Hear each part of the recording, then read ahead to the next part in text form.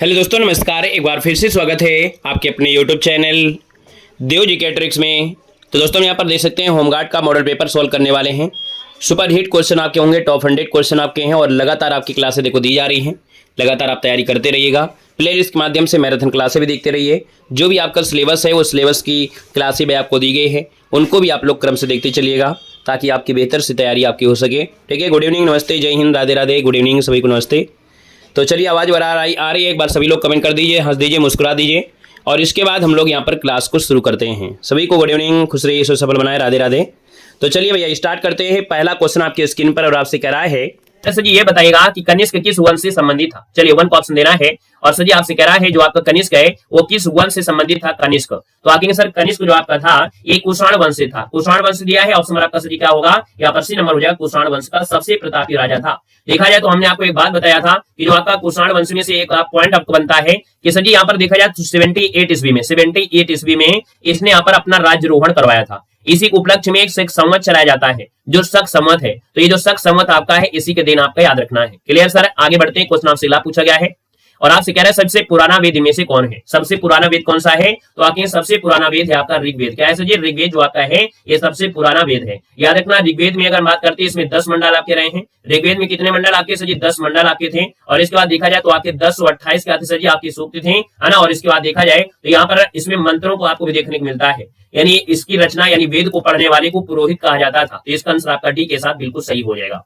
साहब अगला क्वेश्चन आपसे दिया गया है कि बोधिसत्व की अवधारणा इनमें से किससे संबंधित आपकी है। बोधिसत्व की जो अवधारणा है ये आपकी किसमें है, तो आपके बोध से आपका लेटर होता है क्या, तो आपके सर ये जुड़ा है आपके महायान जो बौद्ध धर्म में है। महायान जो आपके बौद्ध धर्म में है, तो आपका आंसर सर जी क्या हो जाएगा, यहाँ पर आंसर आपका बिल्कुल सही हो जाएगा सर। क्या यहाँ पर डी नंबर राइट हो जाएगा। सर आगे बढ़ते क्वेश्चन आपसे दिया गया है, कह रहे हैं राजकुमारी रत्नावली की प्रेम की कहानी के संबंध में संस्कृत का एक नाटक है जिसका नाम है रत्नावली द्वारा लिखा माना जाता है। तो आप बताएंगे सर यहाँ पर जो दिया गया है रत्नावली, वो रत्नावली को किसने लिखा है, रत्नावली लिखा है वो किसने लिखा है, तो आप कहेंगे सर ये लिखा है किसने, हर्ष ने लिखा है। याद रखना है हर्ष ने 3 नाटक लिखे थे, है ना। आपकी कौन, रत्नावली, प्रियदर्शिका और नागानंद नाटक की रचना ये आपके बौद्ध यानी हर्ष ने किया था। यहाँ पर देखा जाए तो सर आपका आंसर क्या हो जाएगा, हर्ष, जिसका ऑप्शन आप बिल्कुल राइट हो जाएगा। हर्ष के समय एक चीनी यात्री आया था, किसी को याद है, हर्ष के समय एक चीनी यात्री आया था, कौन, ह्वेनसांग। और ह्वेनसांग जो आपका दिया है वो आपका ह्वेनसांग हर्षवर्धन के समय ही आया था। ठीक है, आगे बढ़ते क्वेश्चन दिया गया है कि निम्नलिखित में से, क्या सर जी कह रहे हैं, निम्नलिखित में से कौन सा युग है जो आपका सुमेलित दिया गया है। चलो कौन सा युग है जो सुमेलित दिया गया है, 5 नंबर है। हमने कहा सर खजुराहो के मंदिर आंध्र प्रदेश में, आपको नहीं सर जी खजुराहो के मंदिर तो आपकी मध्य प्रदेश में हमने पढ़ा है। कहाँ पढ़ा है, मध्य प्रदेश में पढ़ा है। तिजारा का मंदिर आपके राजस्थान में, आप कहेंगे सर बिल्कुल सही आपका हो जाएगा, है ना, यहाँ पर बिल्कुल सही हो जाएगा। यहाँ पर देखो जाए वेंकटेश्वर मंदिर आपके कहाँ पर है सर जी, आपके आंध्र प्रदेश में है। कहाँ पर, आपके आंध्र प्रदेश में आपका हो जाएगा। और लिंगराज मंदिर सर जी कहाँ, मध्य प्रदेश में नहीं, ये आपके उड़ीसा में। कहाँ है सर जी, तो आपके उड़ीसा में है, याद रखना उड़ीसा में है। बात क्लियर हो गई है। चलिए सर आगे बढ़ते, क्वेश्चन आपसे दिया गया है और आपसे कह रहा है इनमें से किसके द्वारा दिल्ली सल्तनत में एकता प्रणाली को संस्थागत रूप से लागू किया गया था। यानी जो आपकी एकता प्रणाली है, एकता प्रणाली को जैसे लागू किया गया था वो किसके द्वारा लागू किया गया, यहाँ पर जो आपका आंसर बनेगा इनमें से क्या हो जाएगा। चलो बताइएगा, एकता प्रणाली को जो लागू किया वो किसने किया था, एकता प्रणाली है। और आप कहेंगे सर ये है आपका कौन सा, 6 नंबर में, ये था इल्तुतमिश। यानी इल्तुतमिश ने यहाँ पर देखा जाए तो दिल्ली सल्तनत में गुलाम वंश की स्थापना एक प्रकार से वास्तविक इसी को माना जाता है। और इसकी स्टार्टिंग होती है 1200 सदी कब है, 1226 में इसकी स्टार्टिंग होती है। 1226 से ये आपका बैठता है। तो हमने कहा सर जी ये 1226 में ये नहीं बैठता है, 1226 में एकता प्रणाली आती है। एकता प्रणाली जो आपकी आती है 1226 में। यहाँ पर देखिए ये तो आपका 1210 में आ गया था ना, 1210 में आ गया था जब आपकी कुतुबुद्दीन ऐबक की मृत्यु हो गई थी, तब ये आपका गद्दी पर बैठ गया था। तो दोस्तों याद रखिए इल्तुतमिश से क्वेश्चन होता है गुलामों का गुलाम किसे कहते हैं। गुलामों का गुलाम जो कहा जाता है, गुलामों का गुलाम जो कहा जाता है, गुलामों का गुलाम जो कहा जाता है सर जी किसको कहते हैं, इल्तुतमिश को। क्यों, क्योंकि इल्तुतमिश आपकी कुतुबुद्दीन ऐबक का गुलाम था और कुतुबुद्दीन ऐबक जो आपका था गौरी को गुलाम था। तो ये गुलामों का गुलाम हो जाता है जो आपका इल्तुतमिश होता है। ठीक है ना, तो इससे आपके पॉइंट आपके ढेर सारे आपके बन जाते हैं।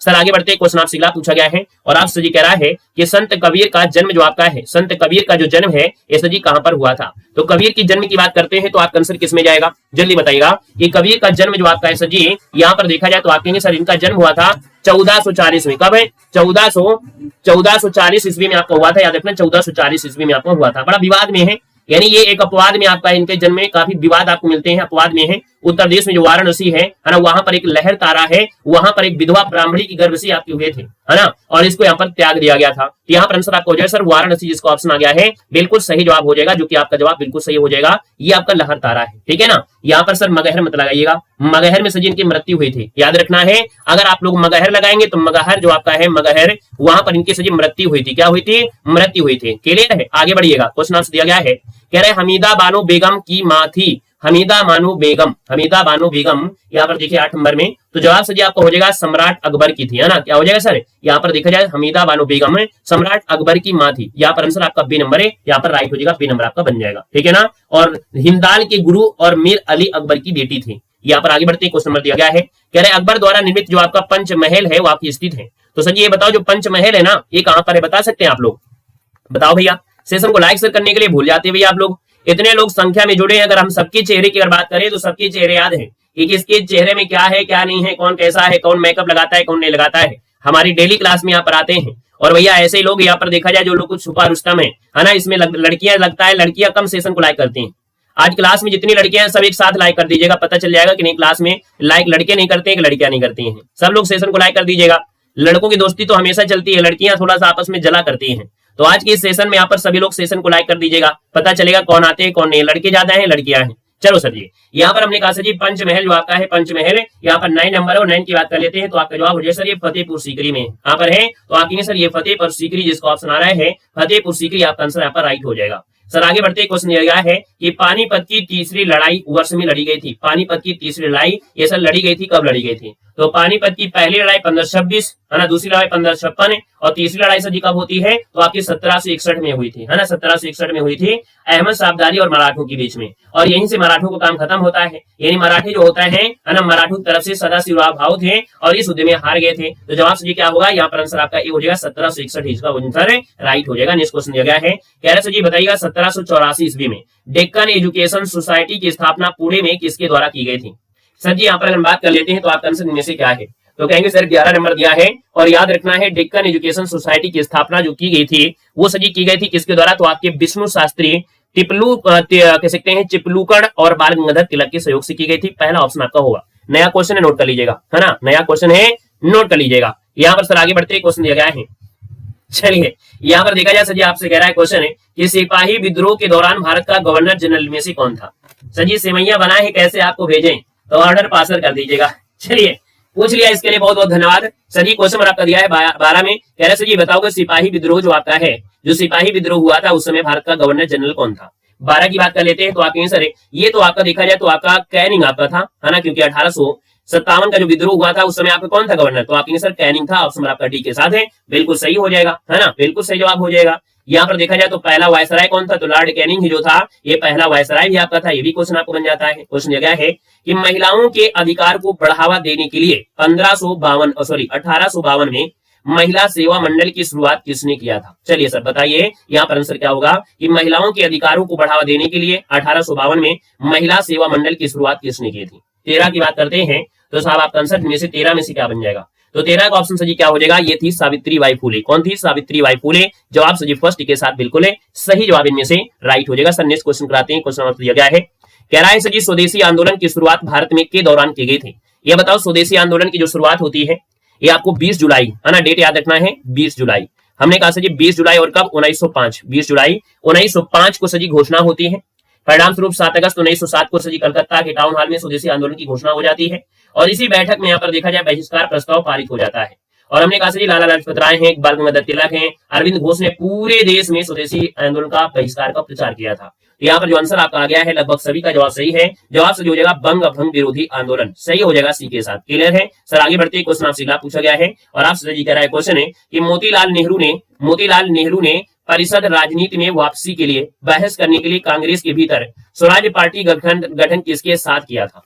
यानी यहाँ पर मोतीलाल नेहरू ने क्या किया था? राजनीति में वापसी के लिए बहस करने के लिए कांग्रेस के भीतर ही एक स्वराज पार्टी का गठन कर दिया। और ये स्वराज पार्टी का गठन सर जी किया था कब? तो आपके सर 1923 में किया था। और 1923 की अगर बात कर लेते हैं तो आप कहूँ सर जी यहाँ पर देखा जाए अध्यक्ष बनाया गया था सीआर दास को, है ना, आपसे पूछा गया है अध्यक्ष, तो अध्यक्ष बनाया गया था सीआर दास को और महासचिव बने थे मोतीलाल नेहरू। तो आपके सर पहला ऑप्शन बिल्कुल सही है, ए नंबर आपका राइट हो जाएगा। क्या बात क्लियर हो रही है? सबके जवाब सही आ रहे हैं कि नहीं जा रहे हैं? सही जवाब जा रहे हैं। अगला क्वेश्चन है, कि भारत सरकार अधिनियम 1919 भारत के तत्कालीन वायसराय के द्वारा सिफारिश पर पारित किया गया था। तो ये बताओ भारत सरकार 1919 जो आपका है ना, ये तत्कालीन वायसराय के द्वारा सिफारिश पर पारित किया गया। तो 1919 के समय कौन वायसराय था, बताओ बताओ जल्दी से कि वायसराय कौन था 1919 के समय जो वायसराय था, इनमें से कौन था, सभी लोग बताओ।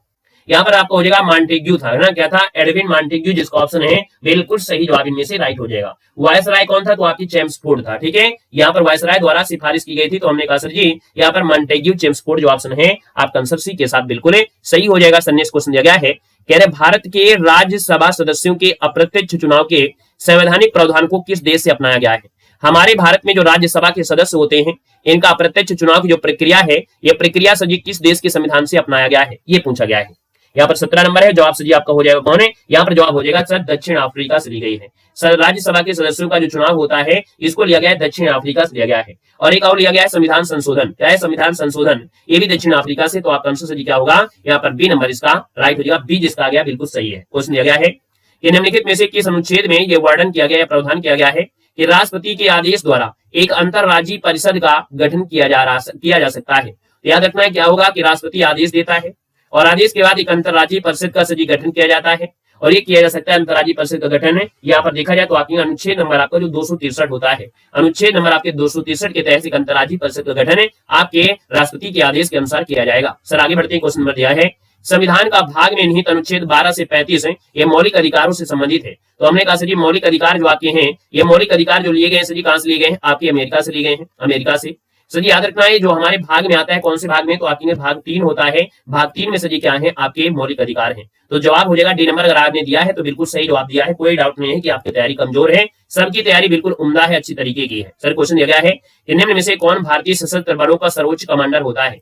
तो सभी बलों का जो सर्वोच्च कमांडर होता है सर इनमें से कौन होता है, सर्वोच्च बलों का जो सभी कमांडर होता है इनमें से कौन होता है। यहाँ पर देखा जाए तो आपके सर 20 नंबर दिया है, और 20 की बात करते हैं तो आपके सर ये राष्ट्रपति होता है। कौन होता है, राष्ट्रपति होता है, यानी आंसर आपका फर्स्ट के साथ हो जाएगा राष्ट्रपति, जिसने जवाब दिया है बिल्कुल सही दिया है ना। अगला क्वेश्चन आपसे दिया गया है, कह रहे वर्तमान में किस राज्य में लोकसभा सीटों की संख्या अधिकतम आपकी है। तो ये बताओ सर जी लोकसभा में सीटों की सबसे ज्यादा जो संख्या आपकी है लोकसभा में आपकी कहां पर है, आप बताओ हमको जल्दी से। तो आपकी सर लोकसभा सीटों की संख्या जो आपकी है उत्तर प्रदेश में आपकी सबसे ज्यादा है।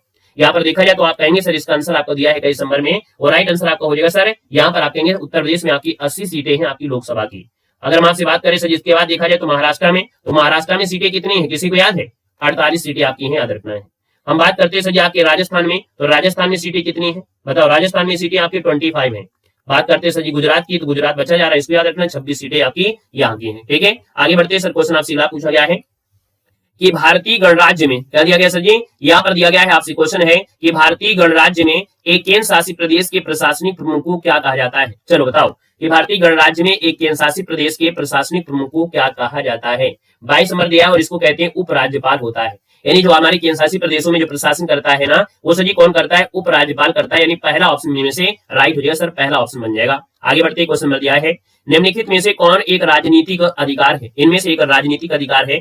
और सर जी राजनीतिक अधिकार की अगर बात कर लेते हैं ना, तो आप बताओ कौन सा राजनीतिक अधिकार है, इनमें से कौन सा राजनीतिक अधिकार है। तो आपको सर इनमें से देखा जाए जो आपका होता है सर जी मतदान का अधिकार, यानी मतदान का जो अधिकार है ये सर एक राजनीतिक अधिकार है। तो ऑप्शन नंबर अगर आपने चुना है सर नंबर, तो राजनीतिक अधिकार बिल्कुल सही आंसर है, यहाँ पर छाप दीजिएगा।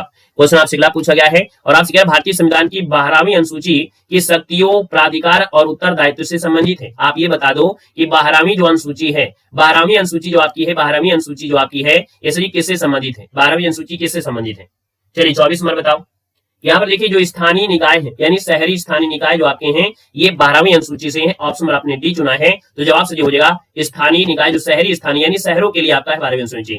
11वीं अनुसूची जो आपकी थी वो आपकी गांव से रिलेटेड थी, है ना, ग्रामों से रिलेटेड थी, पंचायत से थी, लेकिन ये 12वीं जो आपकी है वो शहरी स्थानीय निकाय से है। क्वेश्चन दिया गया है, और आपसे कह रहा है कि भारतीय संविधान के एक निम्नलिखित में से किस संशोधन द्वारा दिल्ली को राष्ट्रीय राजधानी क्षेत्र का दर्जा दिया गया। तो आप बताइएगा दिल्ली को राष्ट्रीय राजधानी क्षेत्र का दर्जा दिया गया, इसमें एक संशोधन होता है साहब, ये संशोधन आपका है कौन, तो आपके सर ये संशोधन है। यहाँ पर देखा जाए तो 69 नंबर का संशोधन अधिनियम है, ये 69 नंबर का संशोधन अधिनियम है, ये आपका पारित किया गया था। आपका जवाब सजी हो जाएगा बी नंबर है, यहाँ पर राइट हो जाएगा, है ना। ये कब सजी 1991 में, ठीक है 1991 में आपका आंसर बिल्कुल सही हो जाएगा। यहाँ पर सर आगे बढ़ते हैं, क्वेश्चन आपसे अगला पूछा गया है, और आपसे कह रहा है भारत का राष्ट्रीय वृक्ष इनमें से क्या है। तो भारत का राष्ट्रीय वृक्ष आप सभी जानते हैं, इसमें तो कोई दिक्कतें नहीं, आपके सर यहाँ पर बरगद हो जाएगा, ए नंबर आपका राइट हो जाएगा। बाकी राष्ट्रीय पक्षी पूछे मोर बताना है, राष्ट्रीय गीत पूछे वंदे मातरम बताना है, राष्ट्रीय गान पूछे जनगण मनगण है, राष्ट्रीय पुष्प पूछे कमल है, राष्ट्रीय पशु जो आपका बाघ है, राष्ट्रीय खेल हॉकी है। सब चीजें क्लियर हो गई। अगला क्वेश्चन दिया गया है कि पृथ्वी के प्रस्तर, प्रस्तर मतलब होता है क्रस्ट, क्या होता है, पृथ्वी का जो क्रस्ट होता है इसमें सबसे प्रचुर मात्रा में पाया जाता है। हमको लगता है डेली के क्लास में आपको मिल रहा होगा एक क्वेश्चन है कि सर जी पृथ्वी के जो आपका पृष्ठ होता है यानी ऊपरी वाले भाग में सबसे ज्यादा होता है ऑक्सीजन होता है, उसके बाद सर जी क्या होता है सिलिका, है ना, क्या होता है दूसरा जो आपका होता है वो होता है सिलिका होता है। ठीक है, अगला क्वेश्चन बताइएगा। क्वेश्चन सर जी कह रहा है कि भारत का एकमात्र सक्रिय ज्वालामुखी इनमें से कहां पर है। तो आपके भारत में भी एक सक्रिय ज्वालामुखी है और वो सक्रिय ज्वालामुखी जो आपका है सर जी वो आपके बैरन द्वीप में है। कहां पर है सर जी, तो आपके बैरन द्वीप जो आपका है ये सक्रिय ज्वालामुखी याद रखना भारत में। और भारत में एक देखा जाए तो आपका प्रसुप्त ज्वालामुखी है नारकोडम, है ना, जो आपका नारकोडम है वो आपका प्रसुप्त ज्वालामुखी याद रखना है। ठीक है, आइएगा नेक्स्ट क्वेश्चन नंबर दिया गया है और आपसे कह रहा है श्रीलंका भारत से द्वारा निर्मित संकीर्ण समुद्री जलमार्ग द्वारा पृथक किया गया है। यानी हमारा भारत और जो आपका श्रीलंका है इन दोनों को जो अलग करता है वो जी कौन करता है, इनमें से देखिएगा तो आगे सर यहाँ पर पाक जलमरुमध्य है और मन्नार की खाड़ी, ये है हमारे श्रीलंका को भारत से अलग करने वाले। ऑप्शन आपका फर्स्ट क्या होगा सर, बिल्कुल सही जवाब इनमें से राइट हो जाएगा। साहब आगे बढ़ते हैं, क्वेश्चन आपसे दिया गया है और आपसे कह रहा है निम्नलिखित में से कौन सा बंदरगाह है भारत के पूर्वी तट पर आपके स्थित है। तो देखो सर ये भारत का पूर्वी तट आपका है कौन, आपको पढ़ाया गया सर ये आपका पूर्वी तट है ना, ये आपका पूर्वी तट है और इनमें से देखा जाए कोच्चि है, नावा सेवा है, तूतीकोरिन और आपका कांडला है। 30 नंबर दिया गया और 30 की बात करते हैं तो आप कहेंगे सर ये जो आपका तूतीकोरिन है ना, ये जो आपका तूतीकोरिन आपका दिया गया है 30 नंबर में तूतीकोरिन है। पारादीप, विशाखापत्तनम, हल्दिया, चेन्नई, इंदौर सब आते हैं। तो यहाँ पर देखा जाए सर जी आपका जो आंसर है वो आपका तूतीकोरिन जो आपका है सर जी कैसा है, ये भारत के पूर्वी भाग में है, याद रखना है ना। बाकी का जब जो पश्चिम में आते हो तो पश्चिम में सर जी ऊपर से जब स्टार्टिंग करते हैं तो आप कहेंगे सर वहां पर देखा जाए तो आपके कह सकते हैं गुजरात में कांडला है, नहावा सेवा है ना, मार्म, गोवा, मंगलौर ऐसे मिलते हैं। आगे बढ़ते हैं, क्वेश्चन आपसे अगला पूछा गया है कि स्वेज नहर जो वाणिज्यिक रूप से या वाणिज्य के हिसाब से अत्यंत महत्वपूर्ण है, ये किस देश में आपकी बनाए गए हैं। आप बताओ स्वेज नहर, ये जो आपका स्वेज नहर सर जी, स्वेज नहर जो आपका इसका आंसर क्या बनेगा।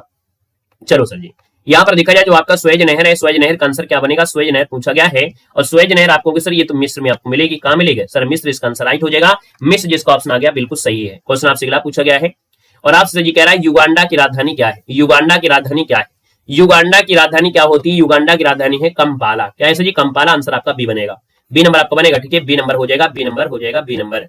यहाँ पर सर आगे बढ़ते हैं, क्वेश्चन आपसे दिया गया है कह रहे निम्नलिखित में से किस देश के साथ भारत अपनी सबसे लंबी भू सीमा साझा करता है।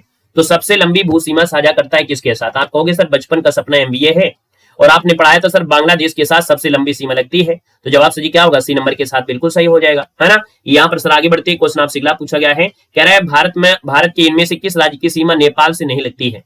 बताओ, कह रहा है भारत के इनमें से किस राज्य की सीमा नेपाल से नहीं लगती है। यहाँ पर नेपाल से नहीं लगती है, देख लेते हैं कहा बताओगे आप लोग। यहाँ पर इनमें से क्या बताओगे, तो हमने कहा सर उत्तर प्रदेश की लगती है, उत्तराखंड की लगती है, बिहार की लगती है, लेकिन त्रिपुरा की नहीं लगती है। बस आपका आंसर क्या होगा, डी नंबर इसमें राइट हो जाएगा, डी नंबर आपका बन जाएगा, है ना। अगला क्वेश्चन आपको बताना है और आपसे जी कह रहा है क्वेश्चन है कह रहा है माउंट आबू हिल स्टेशन निम्नलिखित में से किस पर्वत श्रेणी में है। माउंट आबू जो आपका है हिल स्टेशन है ये किस पर्वत श्रेणी में आपका है। माउंट आबू का नाम सुना है ना, सबने सुना होगा सर जी, आपके अरावली में है। कहां पर है, आपके अरावली में है। ऑप्शन नंबर आपका जो बनेगा सर जी क्या हो जाएगा, यहाँ पर आपका अरावली इसका आंसर राइट हो जाएगा। आगे बढ़ते हैं सर, क्वेश्चन आपसे दिया गया है कह रहा है भारत का सबसे नया पर्वत इनमें से कौन है। यानी भारत का सबसे नवीनतम पर्वत की जब बात करते हैं तो इनमें से कहोगे ये जो हमारा हिमालय है ये नवीनतम आपका पर्वत है। क्या सर जी, ये नवीनतम पर्वत है। तो ऑप्शन नंबर आपका जो बनेगा वो आपका सी हो जाएगा, ये हिमालय जो हमारा है ये नवीनतम और वलित पर्वत आपका है ना। आपका आंसर हो जाएगा सर यहाँ पर सी के साथ हो जाएगा राइट। अगला क्वेश्चन दिया गया है कि कुंचिकल जलप्रपात जो आपका सर जी कहां पर है, बताइएगा कि कुंचिकल जो आपका जलप्रपात सर जी आपकी कहां पर है।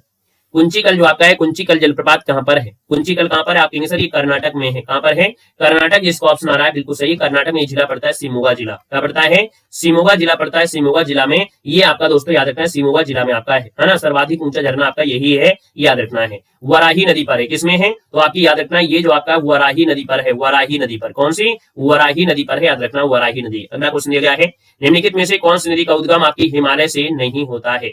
हिमालय से सजी नहीं होता है, हिमालय से नहीं होता है। अब आप बताओ कि सजी क्या आंसर सही किया जाए। हिमालय से नहीं होता, आप कहेंगे महानदी है, सजी महानदी झेलम है, यमुना है, गंगा है। 38 नंबर में कहोगे सर महानदी तो हमने नहीं सुना है, क्योंकि महानदी जो आपकी छत्तीसगढ़ से निकलती है, अमरकंटक पठार की सिंहावा श्रेणी से निकलती है। तो जवाब क्या होगा, महानदी। अगर आपने लगा दिया है तो 1 नंबर बिल्कुल आपको सही हो जाएगा। क्वेश्चन दिया गया है कि राजघाट बांध जो बना है किस नदी पर है। राजघाट है आपकी बेतवा नदी पर है, नंबर हो जाएगा बेतवा नदी हो जाएगा। क्वेश्चन दिया गया है कि भारत के कुछ भागों में मिट्टी का रंग लाल होने का कारण क्या है। यानी मिट्टी जो आपकी लाल है, लाल होने का कारण क्या है सर जी, उसमें क्या होता है, फेरिक ऑक्साइड की और मौजूदगी होती है। यानी फेरिक ऑक्साइड अगर होता है तो मिट्टी का रंग क्या होता है सर, लाल हो जाता है। फेरिक ऑक्साइड की वजह से यहाँ पर मिट्टी का रंग लाल होता है। आपका आंसर होगा सर सी नंबर हो जाएगा। आगे बढ़ते हैं, क्वेश्चन दिया गया है कि भारत का कौन सा राज्य है रबर का अग्रणी उत्पादक आपका है। तो रबर सर जी आपका देखा जाए तो आपके सर ये जो आपका केरल है रबर का सबसे अग्रणी उत्पादक है। आपका आंसर फर्स्ट हो जाएगा। उत्तर प्रदेश का कौन सा शहर है कांच की चूड़ियों के लिए जाना जाता है। और ये तो क्वेश्चन आपको हमेशा से पीछे मिलना ही लगा है, यानी अब ये क्वेश्चन आपका पीछा नहीं छोड़ता है। तो कांच की चूड़ियों के लिए सर जी जाना जाता है, इनमें से वो जाना जाता है आपका जो फिरोजाबाद है। ऑप्शन डी हो जाएगा फिरोजाबाद, इसका आंसर आपका डी बन जाएगा। क्वेश्चन आपसे अगला पूछा गया है और सर जी आपसे कह रहा है क्वेश्चन क्या दिया गया है, आपसे कह रहा है सर जी श्यामा प्रसाद मुखर्जी बंदरगाह इनमें से किस स्थान पर बना हुआ है। चलो बताइएगा, श्यामा प्रसाद मुखर्जी बंदरगाह के बारे में सुना है कभी, आप लोगों को पढ़ाया गया है। श्यामा प्रसाद मुखर्जी बंदरगाह जो आपका है सर जी ये किस स्थान पर है, ये है आपके कोलकाता में है, याद रखना है। आपका आंसर ये बन जाएगा श्यामा प्रसाद मुखर्जी बंदरगाह कोलकाता में है, याद रखना है ना। कोलकाता जो कोलकाता बंदरगाह था तो भैया उसी का नाम बदलकर श्यामा प्रसाद मुखर्जी न्यास कर दिया गया है। क्वेश्चन दिया गया है सर जी आपसे कह रहा है खुसरे ये सफल बनाए, कह रहा है सर जी भारतीय जनगणना 2011 के अनुसार निम्न में से किस भारतीय राज्य में ग्रामीण क्षेत्रों में रहने वाले लोगों की संख्या सर्वाधिक आपकी है। तो ये बताओ सबसे ज्यादा जो आपकी गांव में संख्या रहती है ना, ये रहती है आपकी उत्तर प्रदेश में। कहां पर सर जी, उत्तर प्रदेश में। उत्तर प्रदेश में कहां सर जी, तो आप कहेंगे सर ये आपके प्रयागराज में। कहां पर है, तो आपके प्रयागराज में, याद रखना है प्रयागराज में। ठीक है, आगे बढ़ते हैं। क्वेश्चन दिया गया है कि जवाहरलाल नेहरू बंदरगाह निम्नलिखित में से किस शहर में आपके स्थित है। जवाहरलाल नेहरू बंदरगाह है और आप कहेंगे सर ये तो आपका है आपके नवी मुंबई में है, याद रखना है नवी मुंबई, जो ऑप्शन आपका दिया है डी नंबर इसका राइट हो जाएगा। आपको बताया गया था कि इसकी स्थापना मुंबई बंदरगाह के दबाव को कम करने के लिए था। ये जो मुंबई का बंदरगाह था उसके दबाव को कम करने के लिए, यहाँ पर ओवरलोडिंग ज्यादा थी, इसलिए इसको नहावा से बंदरगाह भी कहा गया है ना। ये सबसे बड़ा कंटेनर बंदरगाह है। तो जो जवाहरलाल बंदरगाह है वो एक कंटेनर बंदरगाह है। क्वेश्चन दिया गया है, कह रहे उत्तर प्रदेश से उत्पन्न कौन सा पारंपरिक नृत्य है ना, जो अपनी नाटकीय कहानी कहने और जटिल फुटवर्क के लिए पहचान इसको मिली है। तो देखो भैया यहाँ पर आपको हमने पढ़ाया है कि सर जी यहाँ पर देखा जाए तो अपनी नाटकीय कहानी कहने और जटिल फुटवर्क के लिए पहचान मिल गई है। और ये पहचान जो आपकी है सर जी कौन सा आपका है, यहाँ पर देखा जाए 46 नंबर में। तो कहोगे सर ये तो आपका भारत का कत्थक या यूपी का कत्थक ही आपका है, बी नंबर इसका राइट हो जाएगा। क्वेश्चन कह रहा है चंद्रशेखर आजाद कृषि प्रौद्योगिकी विश्वविद्यालय उत्तर प्रदेश में कहां पर आपका है। चलिए साथ यहाँ पर देना है, आपसे कह रहा है कि चंद्रशेखर आजाद कृषि प्रौद्योगिकी विश्वविद्यालय जो आपका है उत्तर प्रदेश के निम्नलिखित में से किस जिले में। चलो बताओ कौन सा कलर मैचिंग होगा भाई, कोई कलर मैचिंग नहीं हो रहा है इसमें, कोई कलर ज्यादा मैचिंग नहीं कर रहा है ना। चलो ये थोड़ा मैच हो रहा है। तो देखो हमने कहा चंद्रशेखर आजाद कृषि और प्रौद्योगिकी विश्वविद्यालय जो आपका है, आप कहेंगे सर ये तो आपकी कानपुर में है, यानी एग्रीकल्चर जो आपकी सर जी कानपुर में है। ऑप्शन आपका डी इसका राइट हो जाएगा।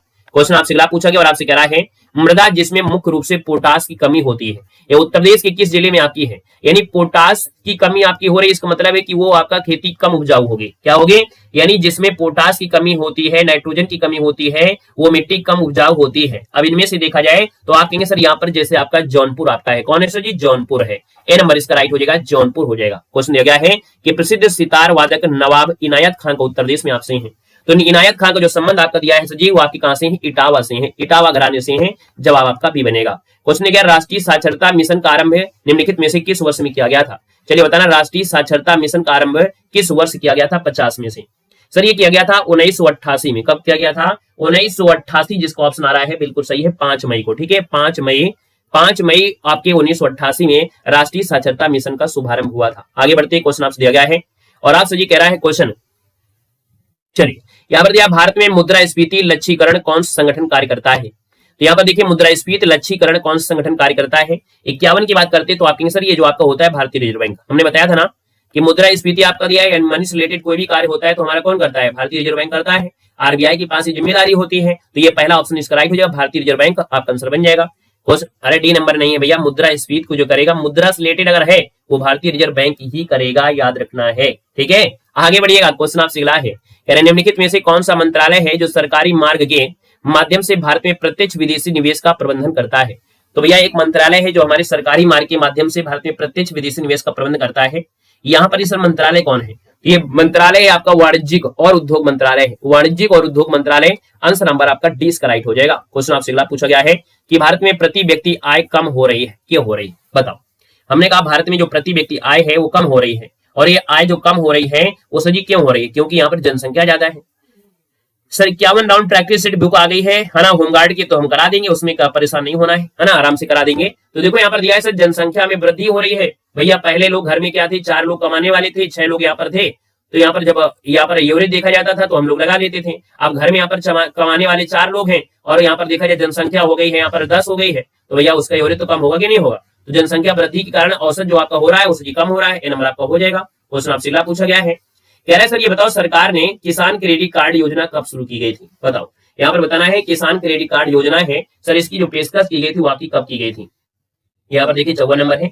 54 की बात करते हैं तो आपकी सर यहाँ पर आंसर आपका हो जाएगा कौन है, यहाँ पर भी हो जाएगा अगस्त 1998 में। कब किसान क्रेडिट कार्ड की जो शुरुआत होती है वो सर जी कब होती है, अगस्त 1998 में होती है। बी नंबर इसका बिल्कुल सही हो जाएगा, है ना। यहाँ सर आगे बढ़ते क्वेश्चन आपसे दिया गया है और आपसे कह रहा है कि मॉडल पुलिस अधिनियम 2006 में कहा गया है कि बताएं कि मानदंडों का पालन करते हुए नियुक्त किए गए डीजीपी का यानी शर्तों के अधीन न्यूनतम कार्यकाल वर्ष का होगा, भले ही उसकी सेवानिवृत्ति की सामान्य तिथि कुछ भी हो सकती है। देखिए 55 नंबर है, थोड़ा नया क्वेश्चन, इसको नोट कर लेना है। ये आपकी होती है 2 वर्ष होती है, क्या होती है सर 2 वर्ष। यानी आपसे ये आपका हो गया कि सर इनकी नियुक्ति जो आपकी होती है 2 वर्ष की होती है। याद रखना है न्यूनतम कार्यकाल 2 वर्ष का ही होता है, भले इसकी सेवानिवृत्ति समान तिथि से कुछ भी आपका हो जाए। तो यहाँ पर जो 55 नंबर दिया गया है, 55 नंबर का सही ऑप्शन नंबर आपका हो जाएगा 2 वर्ष। इसका आंसर आपको बनेगा डी नंबर है, 2 वर्ष होता है, नोट कर लीजिएगा, 1 नहीं होता है 2 वर्ष होता है, ठीक है 2 वर्ष होता है। यहाँ पर आगे बढ़ते क्वेश्चन दिया गया है कि संयुक्त राष्ट्र द्वारा मानवाधिकार दिवस के रूप में निम्नलिखित में से कौन सा दिन मनाया जाता है। तो आप बताएंगे संयुक्त राष्ट्र मानवाधिकार दिवस जो आपका है ये मनाया जाता है 56 नंबर में। आपको कैसे 56 नंबर का ऑप्शन बी हो जाएगा, ये 10 दिसंबर को मनाते हैं। कब मनाते हैं सर जी, 10 दिसंबर, जिसका ऑप्शन है बिल्कुल सही हो जाएगा, है ना। आप सभी को पता है। क्वेश्चन दिया गया है कि बोको हराम कहाँ का आतंकवादी संगठन है, बताओ। बोको हराम जो आतंकवादी संगठन है ये आपका संगठन कहाँ का है, बताओ। ये संगठन जो आपका है ये सर जी कहाँ का संगठन है आपको देना है। तो हमने कहा सर जी इसका जो आपका आंसर बन जाएगा ना, इसका जो आपका बोको हराम है, बोको हराम जो आतंकवादी संगठन है ना, ये सर जी संगठन कहाँ का है। तो आप कहेंगे सर ये नाइजीरिया का है, यानी आंसर आपका सी हो जाएगा। बोको हराम ये अफ्रीका देश में जो नाइजीरिया है वहां का एक आतंकवादी संगठन है ना। और याद रखना है इसका आंसर जो आपका है वो आपका सी के साथ राइट हो जाएगा। क्वेश्चन दिया गया है और आपसे जी कह रहा है यहाँ पर दिया है अर्थव्यवस्था की दृष्टि से आईटीसी का पूर्ण रूप क्या होता है। आईटीसी हमारी अर्थव्यवस्था से रिलेटेड है, यानी आप कहेंगे सर आपके देखा जाए तो आपका इनपुट टैक्स क्रेडिट होता है, इनपुट टैक्स क्रेडिट होता है, बी नंबर आपका बनेगा।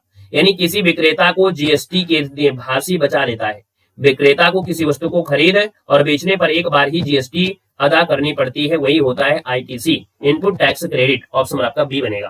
क्वेश्चन में दिया है चाल कमान कभी भी नहीं हो सकता है, 59 नंबर दिया है। तो आप कहेंगे सर चाल कमान कभी भी, है ना, ऋणात्मक नहीं हो सकता है, क्या बोलेंगे सर ऋणात्मक नहीं हो सकता, ये नंबर आपका हो जाए। इसके पहले जब कराया गया था तो आपको दिक्कत हुई थी, आज दिक्कत नहीं होगी। आगे बढ़ते हैं कि कौन सा अंतरराष्ट्रीय समझौता है जो ओजोन परत के क्षरण के लिए जिम्मेदार है। अनेक पदार्थों के उत्पादन को चरणबद्ध तरीके से समाप्त करके ओजोन परत का क्षरण करने पर केंद्रित करता है। देखो एक समझौता हुआ था, ये समझौता है मॉन्ट्रियल प्रोटोकॉल का समझौता है। राधे राधे भैया, राधे राधे। ये मॉन्ट्रियल प्रोटोकॉल का समझौता हुआ था और इसमें कहा गया था कि जो हमारी ये समझौता जो आपका हुआ था वो कब हुआ था, 1987 में, ठीक है 1987 में हुआ था। और याद रखना इसमें कहा गया जो ओजोन परत आप लोग, है ना, क्या कर रहे हैं, उत्पादन कर रहे हैं, उसको थोड़ा कम करिए, है ना। उसको ओजोन परत का जो क्षरण हो रहा है धीरे धीरे उसको कम करें, समाप्त किया जाए ना। तो ये मॉन्ट्रियल प्रोटोकॉल हुआ था। क्वेश्चन आपसे दिया गया है कि जिम कॉर्बेट नेशनल पार्क जो आपका सजी कहां पर है, बताओ। यहाँ पर देना है, हमने कहा sir Jim Corbett national park है, जिम कॉर्बेट नेशनल पार्क है, ये कहां पर है। 61 नंबर दिया और आप कहेंगे sir Jim Corbett national park है और ये जो आपका सजी है रामनगर नैनीताल में है। पहला ऑप्शन हो जाएगा रामनगर नैनीताल में। आपको हमने बताया था कि ये भारत का पहला राष्ट्रीय उद्यान था जो कि 1936 में किया गया था। कब, 1936 में। तब इसका नाम था हैली नेशनल पार्क, है ना। बाद में सजी क्या किया, इसका नाम बदला गया, है ना। और 1973 में इस प्रोजेक्ट तहत इसको लॉन्च किया गया जिम कॉर्बेट। तो अब जो आपका है रामनगर आपका हो गया जो कि नैनीताल में है। क्वेश्चन आपसे अगला पूछा है कि 6ठे नंबर का बिम्स्टेक शिखर सम्मेलन 2025 का आयोजन कहां पर किया गया है। तो भैया 2025 का बिम्स्टेक शिखर सम्मेलन हुआ है और ये हुआ है आपके बैंकॉक जो कि आपके थाईलैंड में हुआ है, ठीक है ना। और इसकी अगर बात करते हैं सर अगला क्वेश्चन है, कह रहे हैं नाटो शिखर सम्मेलन 2025 का आयोजन कहां पर किया गया है। तो याद रखना नाटो शिखर किया गया है आपके हेग नीदरलैंड में। नाटो की अगर बात करते हैं तो सर याद रखना है यहाँ पर इसकी स्थापना हुई थी 1949 में। इसकी स्थापना जो हुई थी वो आपके नाटो की स्थापना 1949 में हुई थी, याद रखना है। मुख्यालय कहां पर है, ब्रुसेल्स जो कि आपकी बेल्जियम में है। लेकिन पूछा गया सर आयोजन कहां हुआ है, हेग नीदरलैंड में हुआ है। क्वेश्चन नंबर दिया है, कह रहे सर जी आपसे कह रहा है सोशल मीडिया पर हैशटैग का इस्तेमाल किस लिए किया जाता है। चलिए कुछ लोग कहते हैं सर जी चलो हम चलते हैं, अब हमको नींद आने लगी क्योंकि करंट अफेयर है। अब आप जब करंट अफेयर यानी जब कठिन चीज नहीं पढ़ोगे तो सिलेक्शन आपको कैसे मिलेगा, है ना। आपने देखा है कि जब कठिन चीज पढ़ोगे तभी सिलेक्शन होगा।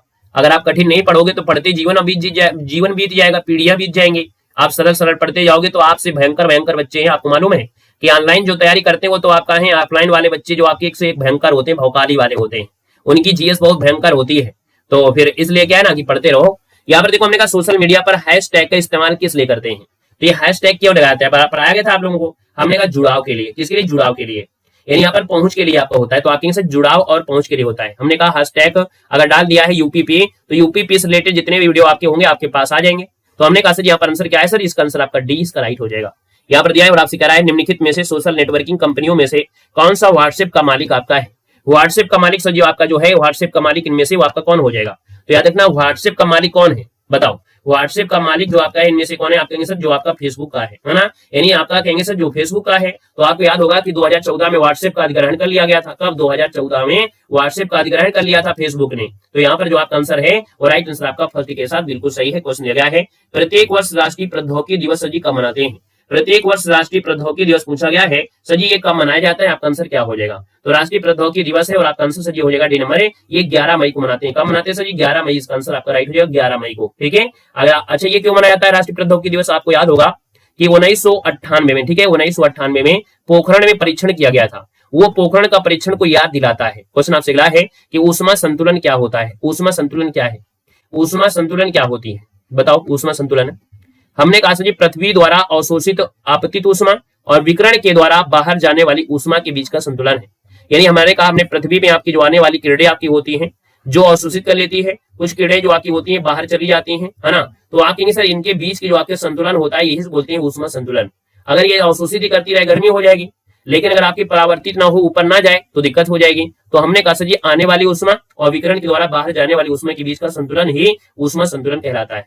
क्वेश्चन दिया गया है निम्नलिखित में से कौन सा उपकरण है जो परिपथ में विद्युत धारा का पता लगाता है। आप कहेंगे सर इसका आंसर लगा दीजिएगा, ए नंबर आपका हो जाएगा गैल्वेनोमीटर होता है, गैल्वेनोमीटर। एमीटर फिर क्या होता है, फिर एमीटर क्या होता है, एमीटर क्या होता है। हमने कहा सर जी उपकरण है परिपथ में विद्युत धारा का पता लगाता है। एमीटर जो होता है ये विद्युत धारा को एम्पियर में मापता है। क्या, विद्युत धारा को एम्पियर में मापता है, किसमें, एम्पियर में मापने का कार्य करता है।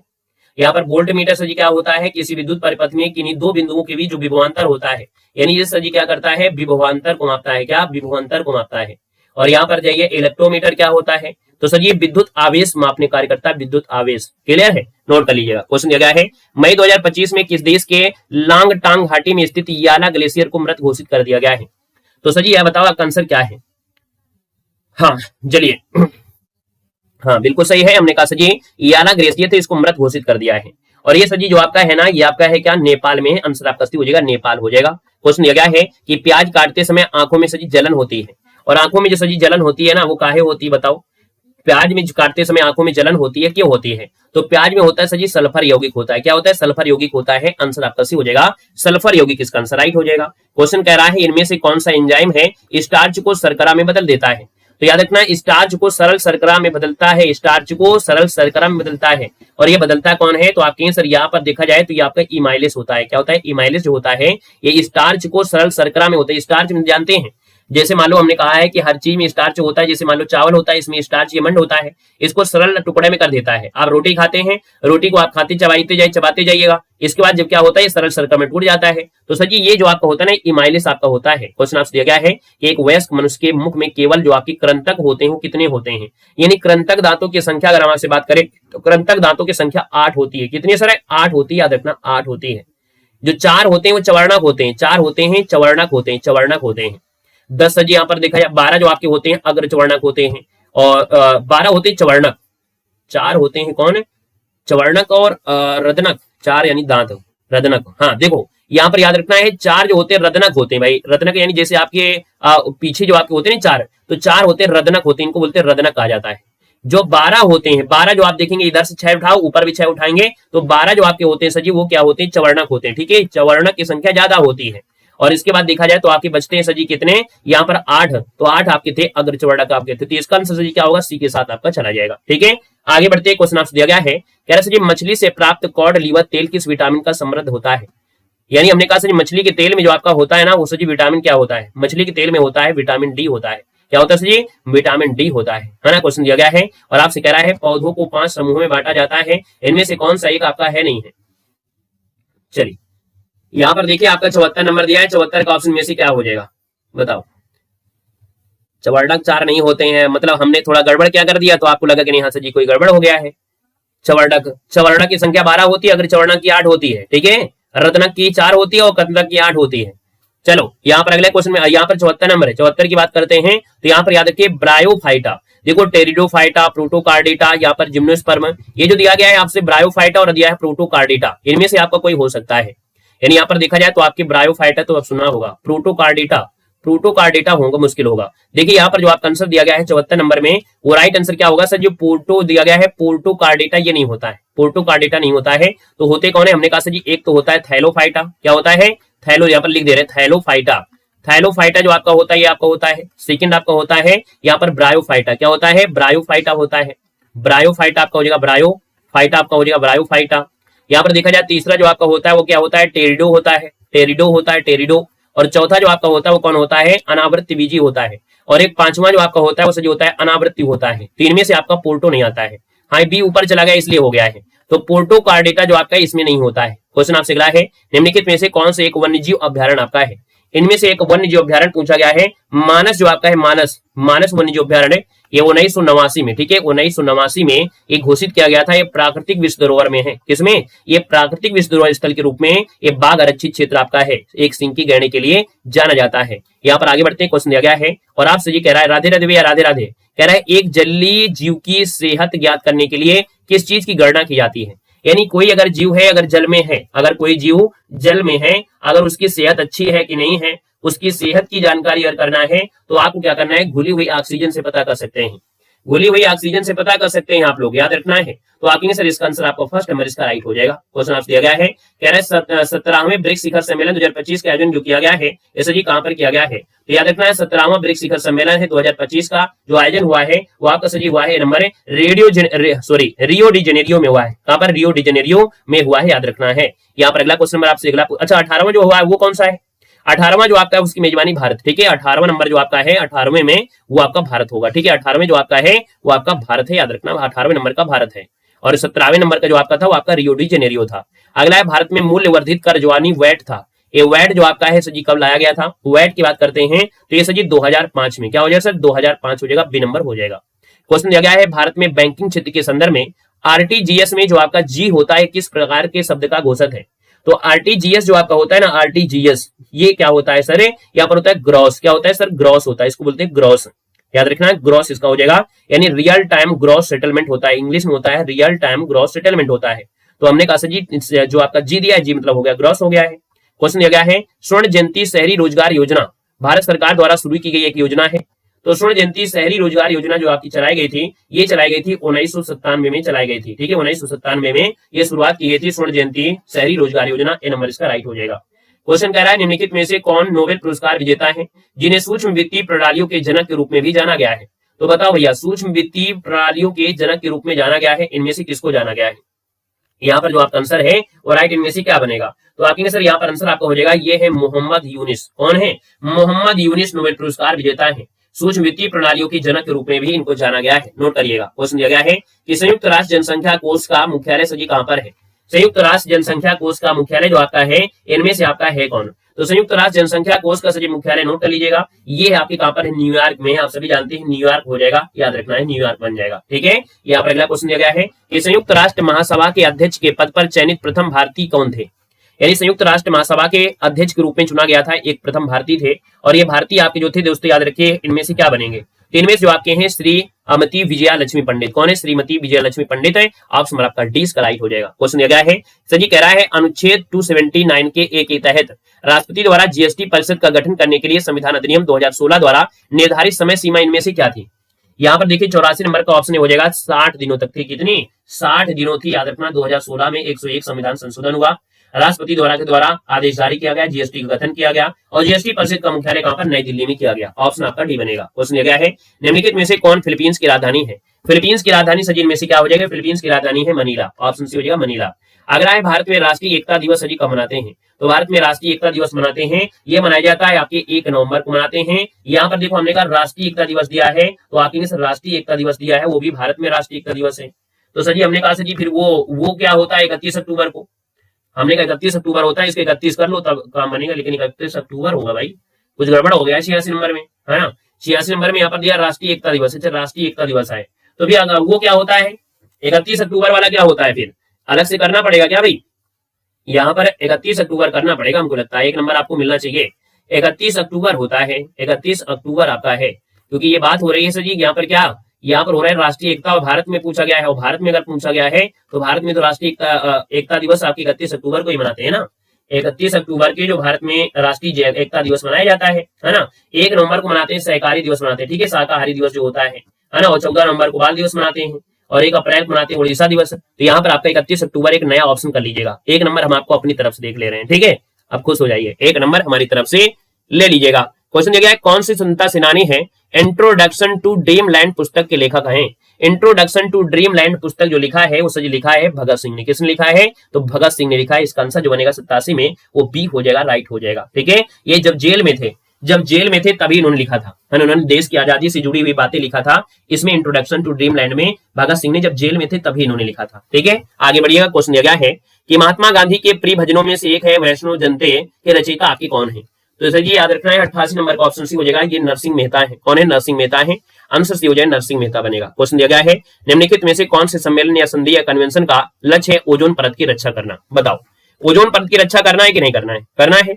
इसके लिए एक सम्मेलन हुआ था, और ये सम्मेलन जो आपका हुआ था ना, याद रखना है यहाँ पर इनमें से कौन सम्मेलन है। चलो यहाँ पर 89 नंबर का ऑप्शन बनेगा बी नंबर, ये वियना संधि आपका हुई थी, वियना संधि इसके तहत लक्ष्य रखा गया था ओजोन परत की रक्षा की जाएगी। आपका आंसर होगा बी नंबर, इसका राइट हो जाएगा, नोट कर लेना है, ठीक है ना। आपका आंसर बनेगा बी नंबर, राइट हो जाएगा। वियना सहमति हुई थी 1985 में, लागू किया गया था 1988 में। यहाँ पर अगला क्वेश्चन दिया गया है कि गोमाओ गुफाएं, जिन्हें 1000 बुद्धों की गुफाएं भी कहा जाता है, निम्नलिखित में से किस देश से आपकी हैं। बताओ, 1000 बुद्धों की गुफा जो आपकी हैं ये किस देश में है, ये जो आपके चीन में है, याद रखना चीन हो जाएगा, डी नंबर चीन हो जाएगा। क्वेश्चन दिया गया है, कह रहे निम्नलिखित में से कौन से अफगानिस्तान की आधिकारिक भाषा है।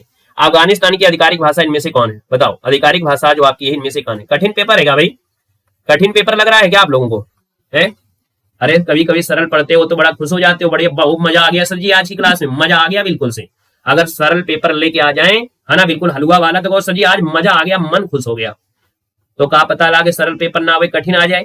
आयोग का मन सर जी दारू पी का बनाने का मन हो तो क्या हो, अगर दारू पी के बना दिया पेपर और आयोग सोचे कह रहे यार हमने 6 महीने का समय दिया था इनको जीएस पढ़ना है, तो रट डालेंगे पूरी तरीके से, और रट डाले होंगे तो हो सकता है उसका मन बदल जाए और आपका पेपर कठिन कर दे, तब क्या होगा, है ना, तब आपको ऐसे पेपर होगा। याद रखना है, कोई अलग पेपर नहीं है, ये कोई अलग से नहीं बनाया गया पेपर है, अलग से है, ठीक है। यहाँ पर याद रखना अलग से नहीं है, आपकी किसी मॉडल पेपर का ही लिया है, ठीक है ना। यहाँ पर देखिए 19 नंबर है, 91 नंबर आपका हो जाएगा सर, ये दरी आपका हो जाएगा। हमने कहा सर यहाँ पर बोलते हैं दरी आपका दिया गया है, यानी दरी इसका आंसर हो जाएगा, इसी को बोलते हैं पास्तो। क्या बोलते हैं सर यहाँ पर, पास्तो। चलिए याद रखिए यहाँ पर पास्तो हो जाएगा, क्या हो जाएगा, इसी बोलते हैं पास्तो, इसी बोलते हैं पास्तो बोला जाता है, ठीक है, पास्तो या दरी से कहते हैं। यहाँ पर वर्मी जो आपका, वर्मी का सर जी कहाँ का है, म्यांमार का है। जोंखा कहाँ का है, भूटान का है। सिंघली कहाँ का है सर जी, तो आप कहेंगे सर श्रीलंका का है। क्वेश्चन दिया गया है और आप सर जी कह रहा है सर जी निम्नलिखित में से किस देश के साथ भारत सर्वाधिक लंबी अंतर्राष्ट्रीय सीमा साझा करता है। चलो यहाँ पर देखते हैं आपका आंसर में से क्या है। हम तो हर चीज को ध्यान देखते हैं भाई, हम हर चीज का ध्यान रखते हैं, है ना। कभी कभी आयोग दारू पीकर बनाएगा तो उसके हिसाब से भी आप लोग पेपर करके आओगे। पढ़ने वाले जो पढ़ेंगे सफलता उन्हीं को मिलेंगे। हम तो भाई हर चीज लेके आएंगे, कभी सरल, कभी कठिन, कभी मॉडरेट, है ना। सरल पेपर से केवल एग्जाम थोड़ा निकलेंगे, तो यहाँ पर जो मेहनत करेंगे उन्हीं को सफलता मिलेगी, कभी सरल कभी कठिन।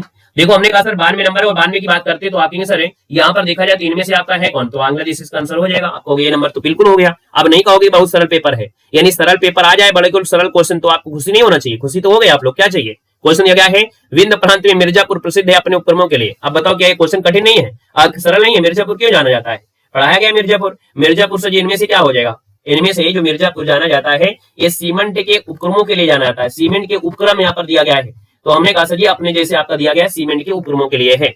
आपका अगला क्वेश्चन दिया गया है और आपसे कह रहा है कि चरकुला लोकनृत्य जो आपका है कहाँ का है। अब क्या है, खुशी हो गई कि नहीं, चरकुला आ गया।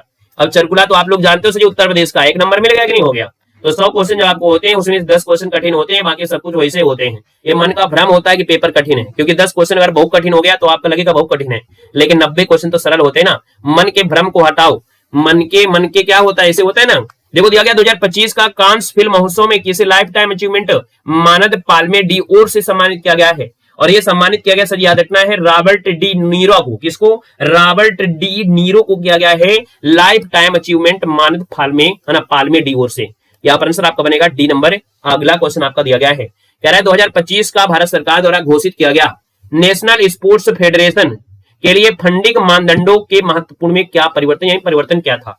तो सर जी याद रखना, इसका परिवर्तन क्या था कि जूनियर और युवा कार्यक्रमों के लिए उनके वार्षिक बजट का कम से कम 20% आवंटन था। फंडिंग मानदंड था कि जो जूनियर लोग होते हैं और युवा कार्यक्रम होते हैं तो उनके बीच वार्षिक बजट का कम से कम 20% का आवंटन होना चाहिए। ठीक है, आगे बढ़ते हैं। क्वेश्चन दिया गया है, कह रहा है सितंबर 2025 में वर्ल्ड टैलेंट रैंकिंग 2025 में भारत को कौन से स्थान दिया है? यानी हमारा भारत वर्ल्ड में जो टैलेंट के नंबर में है वो आपका कौन सा है? तो आप कहेंगे सर 97 नंबर दिया है, और 97 की बात करते हैं 63 नंबर में है। यानी आप समझते हो कि आप लोग, हमारा इंडिया बहुत आगे चल रहा है। आपके वर्ल्ड टैलेंट रैंकिंग में समझ लो कि आपका भारत जो आपका है ना वो 63वां नंबर में है। यानी आप लोगों से, आपके भारत से भी देखा जाए तो आपके 62 देश आगे हैं टैलेंट के मामले में। तो यहां पर आंसर आपका बी हो जाएगा। क्वेश्चन आपसे अगला है, कह रहा है उत्तर प्रदेश सरकार ने अटल युवा महाकुंभ का उद्घाटन किस शहर में किया है? तो अटल युवा महाकुंभ है, इसका उद्घाटन किया है किस शहर में? तो यहाँ पर सर जी आपका आंसर जो बनेगा ना 98 में, वो क्या हो जाएगा? तो सर जी ये किया है लखनऊ में है ना, हमने कहा था लखनऊ में। अब प्रयागराज मत चले जाना, क्योंकि आपको हमने बता भी दिया था कि यहाँ पर देखो दिया गया है अटल युवा महाकुंभ दिया है। तो आंसर क्या होगा सर? सी हो जाएगा। क्वेश्चन दिया गया है, सेज नीति भारत में कब लागू की गई थी? सेज नीति भारत में कब लागू की गई? 99 में। सर ये लागू की गई थी सन 2000 में। कब? सन 2000 में। ऑप्शन आपका बी बनेगा। क्वेश्चन दिया गया है, उद्योग आधार का संबंध किससे है? उद्योग आधार का संबंध जो आपका दिया है वो सर जी किससे है? उद्योग आधार का जो संबंध है वो सर जी किससे आपका है, बताओ।